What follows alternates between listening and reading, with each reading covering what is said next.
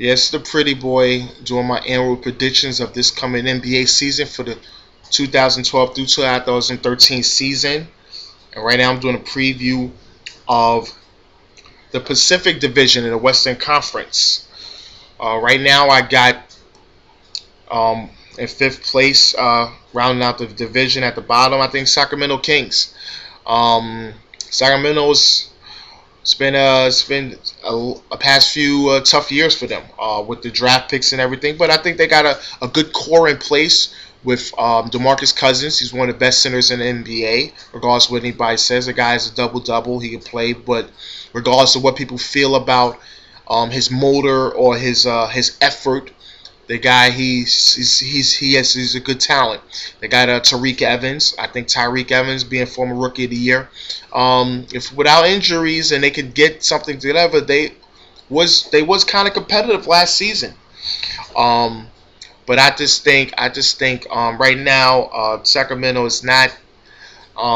It's with their situation with the owners and everything. I think these are somewhat of distractions, and I think Sacramento's probably gonna win around 20, 25 wins. They're not gonna be too competitive, and I think they probably need some trades if they want to try to bring somebody in. But right now, I don't think they're gonna be too competitive this year. Meaning stacking up wins wise. At fourth place, I got Phoenix Suns. People say, why would you get Phoenix over Sacramento? They're in this somewhat same situation. Well, I think with the coaching, and I think the players they got players is something to prove. I mean, you get Beasley and these guys, they're bringing them in, Gordon Dragic. These guys is getting clean slates. Coming in clean slates, and I think with everything, these guys is gonna have some productive seasons with Phoenix this year. And I got Phoenix winning around 30 games. Still gonna be a free flowing offense, but I still got them. I still got them winning 30 something games. Phoenix has always been a competitive franchise.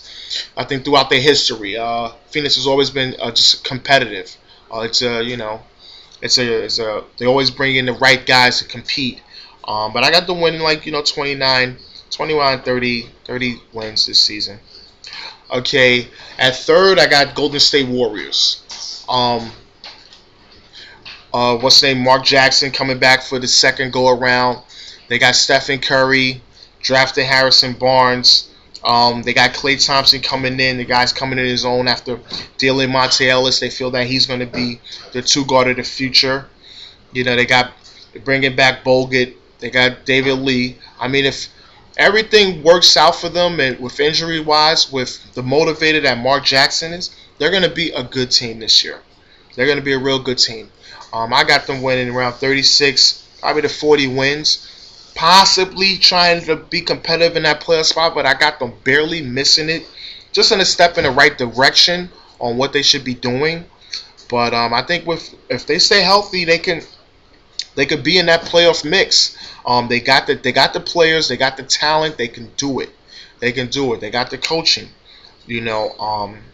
But they should have a somewhat of a productive season to the standards of a lot of NBA analysts on what they're thinking. Okay, winning second, I think, is the LA Clippers. I was a little jumping with them and the Lakers, but I got the Clippers being second. The Clippers did great in the offseason. Great.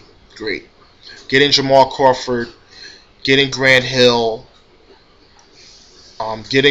bringing in back Lamar Odom.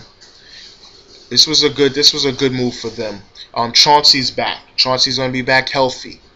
We got a little nickel injury, in the preseason, but I think when season comes around, I think him and Chris Paul, they're gonna anchor the ship with Blake, DeAndre Jordan, Tough Juice. These guys are stacked. Now, if it's questionable with the coaching with Vinny Del Negro, but I think when you got Chauncey Billups and Chris Paul in your backcourt, they can get it done alone because these two guys are coaches on the court. With that said, if the Clippers are healthy, This is a championship team. I repeat, this is a championship team. They have all the pieces here, everywhere, to win the championship. They got Chris Paul. He's going to be an MVP candidate this year. I'm telling everybody that now. He's going to definitely be an MVP candidate this year. Blake Griffin, he's going to come back. He's going to be a double-double machine. People say he's overhyped. He's more box office than substance. Listen, the guy could play. I think Blake Griffin, he reminds me somewhat of Karl Malone when he first came in the league. And look how Karl got better. I think if Blake Griffin can work on that 12 to 15 a foot jump shot, he's unguardable. He'll be unguardable. He reminds me of Karl Malone. He wears number 32. He just reminds me of Karl Malone so much. And I think the pick and roll game with him and Chris Paul, they're going to be very dangerous this year, and they have everything it takes to win the NBA championship. Win out division. Showtime. Los Angeles Lakers. Lakers had a very interesting, you can say interesting offseason. Okay, I didn't see none of these deals coming. I think no one see these deals coming. These deals just came on the fly. Where everyone knew the Lakers was going to possibly do something, but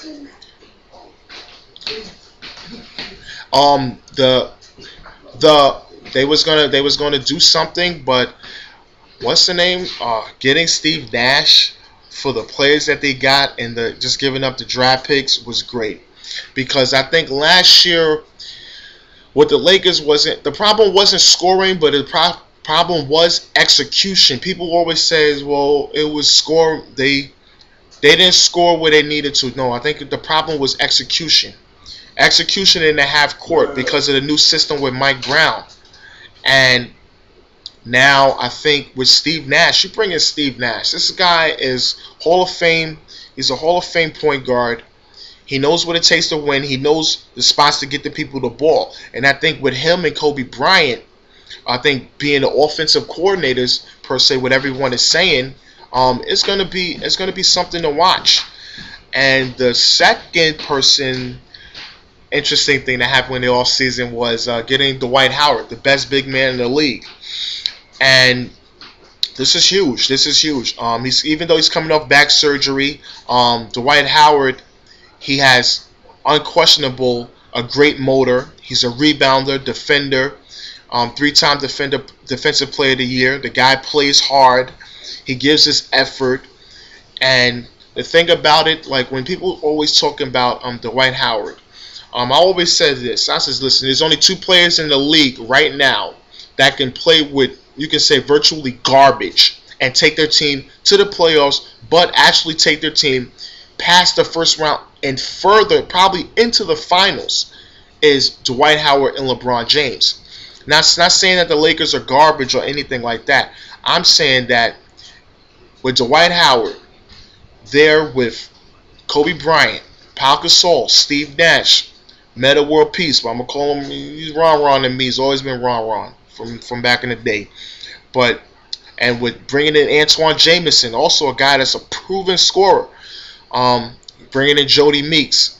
These guys, listen, the Lakers have a formidable team. I think with Dwight Howard is a good fit because he can clean up from a lot of deficiencies that they had, I think, last season. I think with Andrew Bynum always had a question with his motor, not his offensive ability. Bynum has some offensive, skills. I don't really, I'm from the old school. I say, guys like Shaq Hakeem, Brad Doherty. I think where it was always great centers and things like that. Bynum is probably the best low post player in the NBA because I think between him and Al Jefferson, but I think with Dwight Howard, I think his offense is still a work in progress. I think he has a go-to move, that little two-step sweeping sky hook that Patrick Ewing taught him. But I think this year it should be the Lakers' year to win it all. I think, I said it. They should win it all. Not me being a Lakers fan, they should win it all. With the pieces that they have laid here, if it all comes together, no one's going to stop them.